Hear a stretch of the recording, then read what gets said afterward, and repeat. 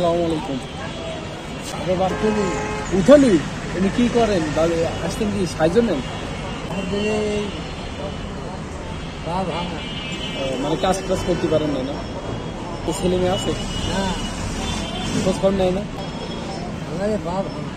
তাই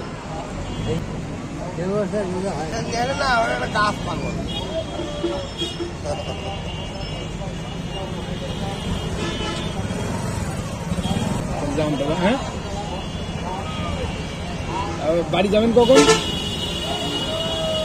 বিকেল হয়ে যাবে।